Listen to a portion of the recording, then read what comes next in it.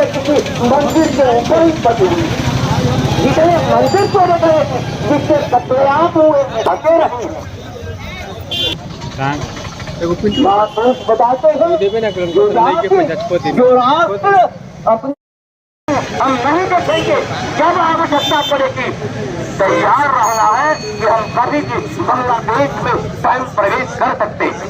एक व्यक्ति सैनिक बनने का हौसला अपने अंतर्गत रखे इस समस्या का समाधान हिंदुओं को जगना पड़ेगा। हिंदुओं के अस्तित्व पर खतरा आ गया है और इसके लिए एकमात्र संघर्ष उपाय जो मंच पर आप जाकर के देखें कि भारत की क्या स्थिति तीव्रता कर सकते हैं। विवेकानंद जी महाराज ने कहा था कि तब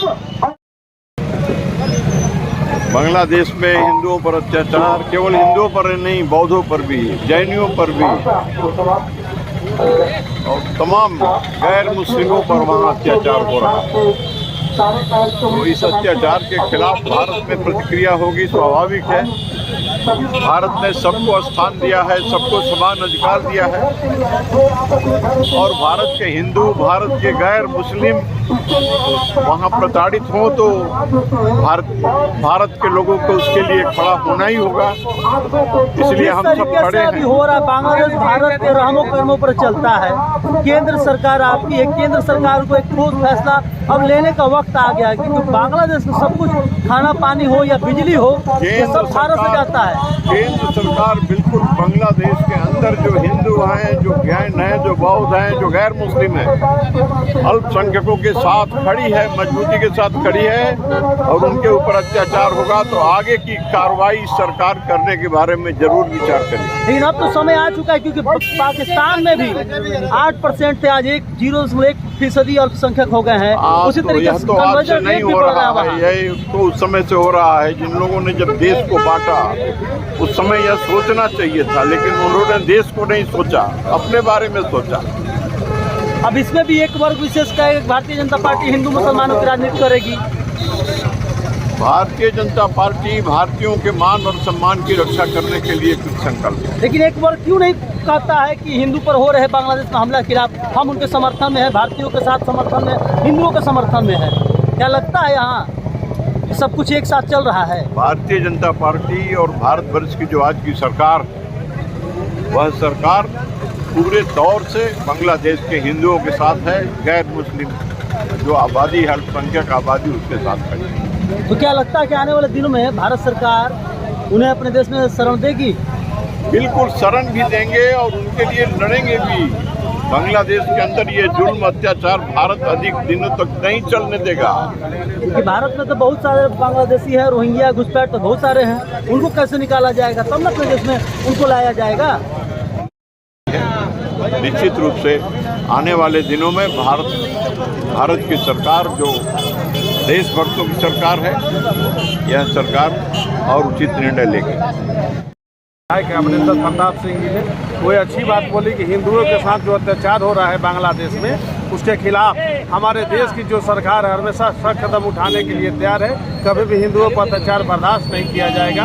और जो यहाँ के आम जनता है आवाज़ उठ चुकी है, हर जगह धरना प्रदर्शन चल रहा है। उसके खिलाफ जो हिंदू अल्पसंख्यक बनकर हैं और उसके जो जघन्य हत्याएं की जा रही है, मंदिर में, घर में, दुकान पर, सब जगह एक साजिश के तहत वहाँ से हिंदुओं को भगाने की जो साजिश हो रही है, ये कभी हमारे भारत सरकार होने नहीं देगा। और उनके ऐसा समय आएगा तो उनको उचित जवाब और उचित कार्रवाई की जाएगी बांग्लादेश के मुसलमानों पर जो वहाँ अत्याचार कर रहे हैं।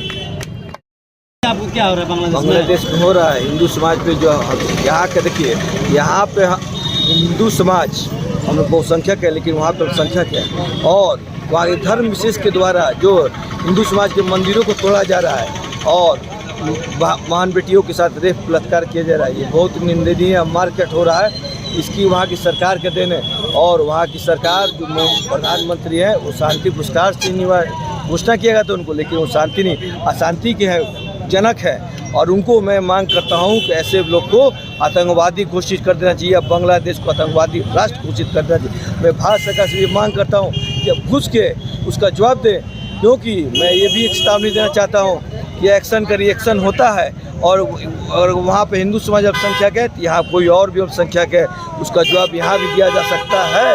और ये लोगों से मैं कहना चाहूँगा कि हद में रहें, वहाँ अत्याचार बंद करें। और अब समय आ गया है, अगर हम नहीं होंगे तो हिंदू समाज बांग्लादेश की कुछ कर उस पर कब्जा कर लेगा। इसका जवाब ज़बरदस्त तरीक़ा से दिया जाएगा, क्योंकि अब हिंदू समाज बर्दाश्त करने वाला नहीं है। बहुत बर्दाश्त हो गया है, बर्दाश्त की हर पार हो चुकी है। हिंदू जब समाज शांत रहता है। अब जब हिंदू समाज खड़े होता है तो कोई नहीं होता है, क्योंकि हर जगह अभी हिंदू समाज पे दबाने की कोशिश हो रहा है। और मैं यहाँ पे जो धर्म विशेष के संरक्षक जो है जयचंद का काम कर रहे हैं, मैं उन्हें भी सख्त चेतावनी देता हूँ। ये जो यहाँ के धर्म विशेष के प्रति आप लोग सहानुभूति बटोर रहे हैं, उसको बंद कीजिए। अब सहानुभूति वाला काम नहीं चलेगा। और मैं फिर से भारत का मांग करता हूँ कि अखंड भारत को निर्माण करें, वहाँ एक और सर्जिकल स्ट्राइक।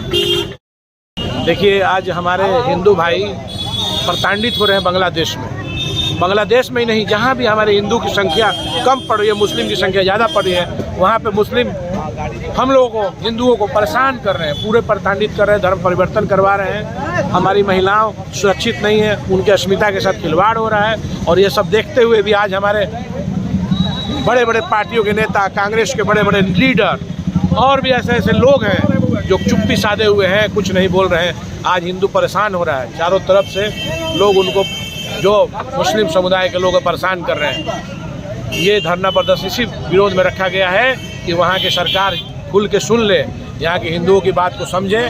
और हम लोगों ने ये प्रदर्शन इसलिए किया है कि बात हमारे नरेंद्र मोदी तक जाए, हमारे प्रधानमंत्री तक जाए और हमारी राष्ट्रपति मुर्मू जी महोदया के पास भी जाए, तो अपनी हम लोगों की बात अगर जाती है। सबसे बड़ी बात, इसी देश में हिंदू कई खेमे में बटे हुए। अभी आपने कहा कांग्रेस या हमारे बॉलीवुड, जो भांड बॉलीवुड जिसे कहते हैं कुछ लोग, उनके द्वारा एक भी कोई ट्वीट या टिप्पणी नहीं किया गया कि बांग्लादेश में हिंदू पर अत्याचार हो। यही सेकुलरिज्म वाले लोग जो हैं, यदि एक अल्पसंख्यक वर्ग के साथ हिंदुस्तान में कुछ होता है तो दहाड़े मार के रोने लगते हैं। वो वर्ग कहाँ है? आज यही दुर्भाग्य हमारे हिंदुओं के लिए, ऐसे ऐसे लोग हैं जो वोट बैंक के लिए हिंदू के पक्ष में नहीं बोलना चाहते और मुस्लिम पक्ष में एकदम तरफा खड़ा हो जाते हैं। ऐसा लोग हैं। देखिए, आपने बताया कि बटे हुए हैं, तो ये हमारा एक बहुत ही दुर्भाग्य है।